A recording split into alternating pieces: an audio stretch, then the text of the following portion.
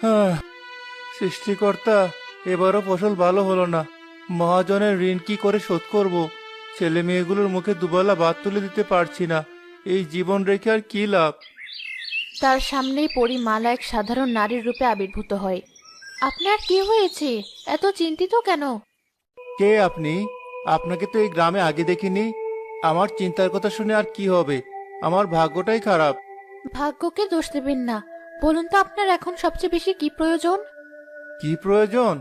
আমার এক বস্তা টাকা প্রয়োজন। তাহলে আমি মহাজনের ঋণ শোধ করতাম, ভালো বীজ কিনতাম, ছেলে মেয়েদের জন্য নতুন কাপড় কিনতাম। কিন্তু এসব তো শুধু স্বপ্ন।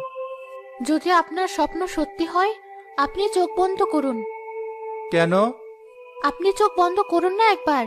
জসিম দ্বিধা নিয়ে চোখ বন্ধ করে। এরপর মালা তার জাদুর ছড়ি ঘোরাতেই জসিমের সামনে মোহরে ভর্তি একটি বড় বস্তা আবির্ভূত হয়। এবার চোখ খুলুন।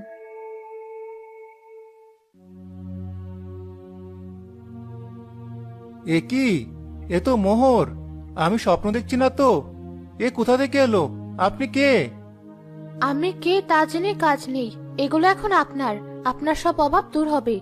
এবার আপনি সুখী তো? সুখী? আমি পৃথিবীর সবচেয়ে সুখী মানুষ। আমার আর কোনো চিন্তা নেই। আপনাকে যে কি বলে ধন্যবাদ দেব! ধন্যবাদ লাগবে না। সুখে থাকুন।